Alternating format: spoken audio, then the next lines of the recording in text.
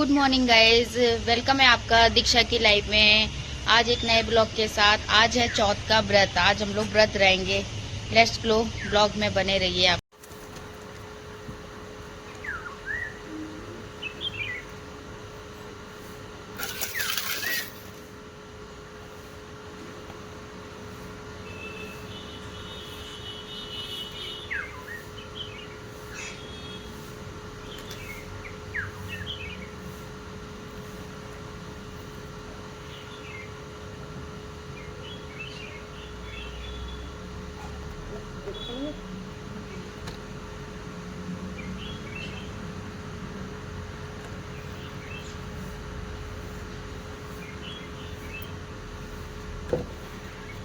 एकदम हल्का सा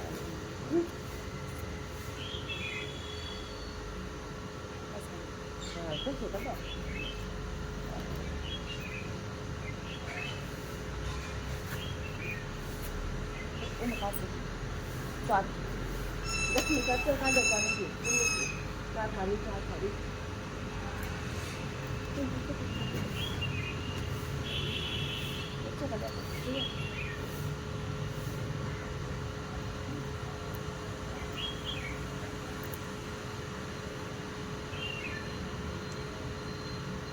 ये कौन का आपल्याला का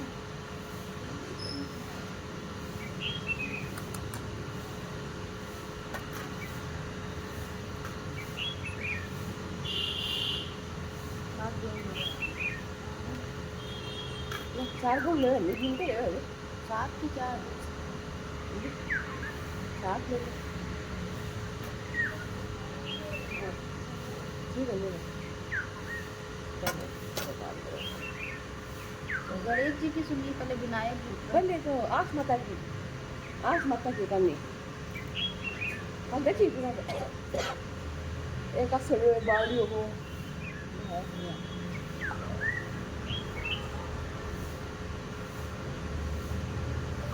आस माता की कहानी।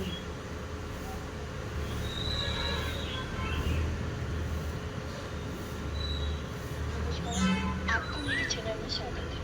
अनाथ प्यार से पाला था, जिसके कारण उनका पुत्र बहुत ही जिद्दी हो गया। बहुत चीजें नहीं हैं तो आऊंगे बंदे ये तो लगे जब राजा को यह बात पता चली तो राजा ने घोषणा करवा दी कि कोई भी पत्थर पर मिट्टी का घड़ा लेकर न जाए। इसके बाद सभी स्त्रियां पीतल तथा तांबे के घड़े लेकर जाने लगी। नमस्कार दोस्तों, आपका माता कीजिए अभिषेक। बहुत समय पहले की बात है। किसी गांव में एक आशलिया नाम का लड़का रहता था। वो आस माता का परम भक्त था। वो नियम से हर वर्ष आस माता का व्रत एवं पूजन किया करता था। आशलिया जैसा बहुत मजा हुआ खिलाड़ी था। उसकी एक विशेषता यह थी कि वो चौसा में जीते या हारे, पर उसके बाद ब्राह्मणों को भोजन कराता था। आशलिया आए दिन भोजन के लिए ब्राह्मणों को घर लाया करता था। उसकी इस बात से उसकी भाभियां और माँ बहुत नाराज होती थी। एक दिन उन्होंने क्रोध में आकर आशलिया को कहा कि आप चौसर में हारो या जीतो, हमें उससे कोई सरोकार नहीं है। कोई ढंग का काम तो करते नहीं और आए दिन किसी न किसी को खिलाने के लिए घर ले आते हो। ऐसा कहकर सभी आशलिया को घर से चले जाने के लिए कह देते हैं। आशलिया घर और गांव को छोड़कर नगर में चला गया। वहाँ शुरुआत में उसे बहुत परेशानियां हुई। उन दिनों आस माता का व्रत का समय आया। उसने सब कुछ छोड़कर आस माता का व्रत व पूजन किया। आस माता की कृपा से उसकी सभी परेशानियां समाप्त हो गई। चौसर के खेल ने उसे उस नगर में बहुत प्रसिद्ध बना दिया। उसके पास धन धान्य की कोई कमी नहीं रही। उसके खेल की प्रशंसा सुनकर उस नगर के राजा ने उसे चौकर खेलने के लिए आमंत्रित किया। राजा और आशलिया चौसर का खेल चला। राजा उस खेल में आशलिया से हार गए। राजा उसके खेल से बहुत प्रभावित हुए।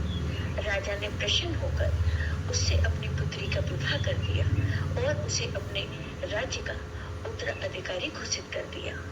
आसलिया उस नगर का राजा बन गया। उधर उसके घर छोड़ने के बाद से उसके घर पर विपत्तियां आने लगी। उसके परिवार वाले अन्न और जल के लिए भी तरसने लगे।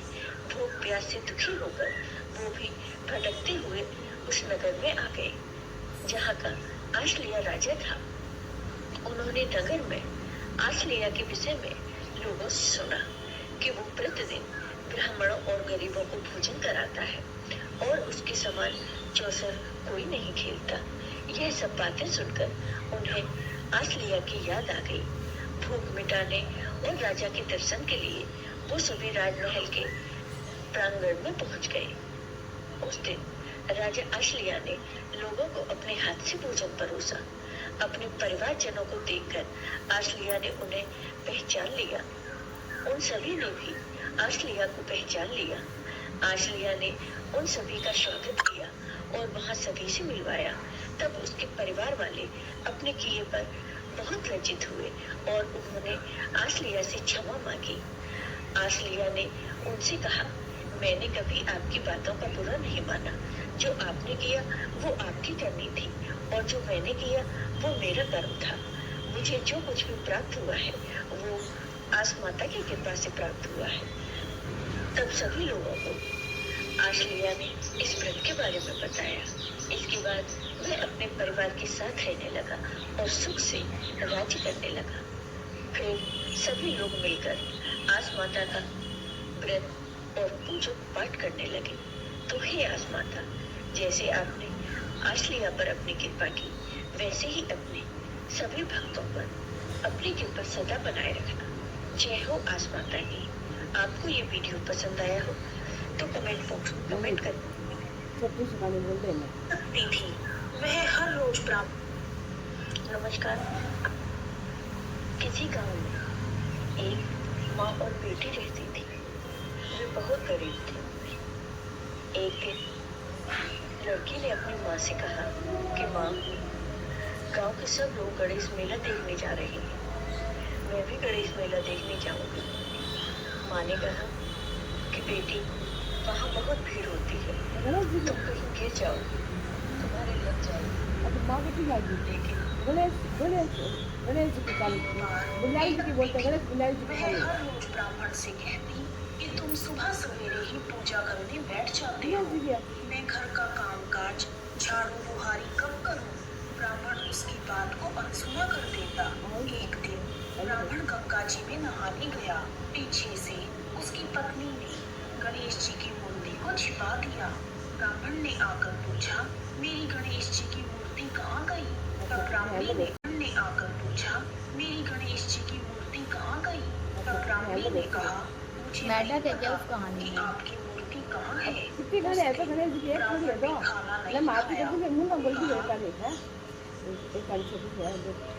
एक गणेश महाराज आए, एक चम्मच का वाइन दूध और चावल लेकर सब गला में भगवान लाग गयो।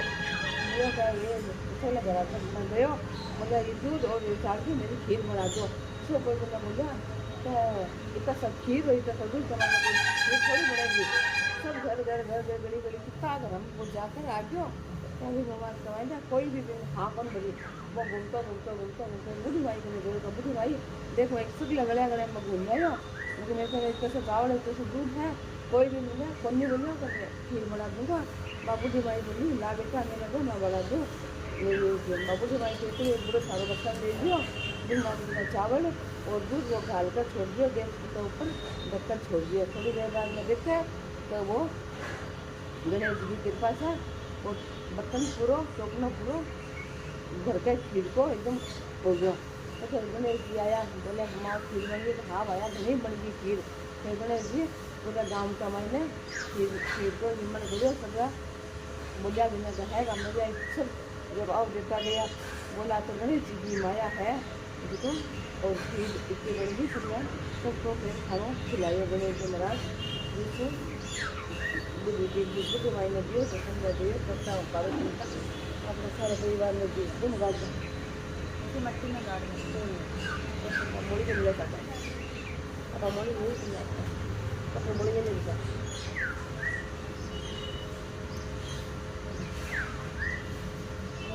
आगे तो बोला कहीं बहुत आता है गोधन में याद है ये आगे बाहर ना या अगर सुना तो बाहर जाते हैं हम लोग के नीचे अब आपका शांति बोल से आता है सुना अगर फिर भी कौन लगे नहीं सब गंदा रहना नहीं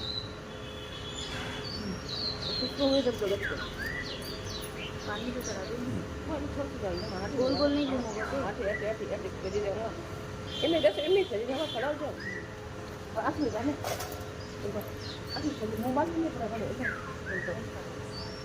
अरे भगवान 400 देला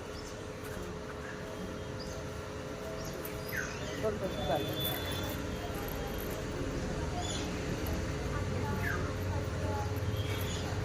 ये कोई है नहीं फिर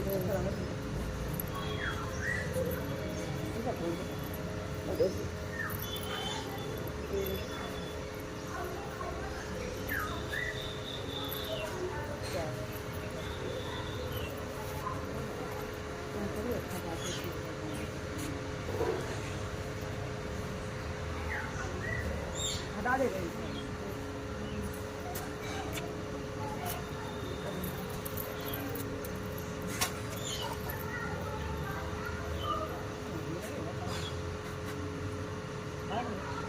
सिद्धि प्रणाम करो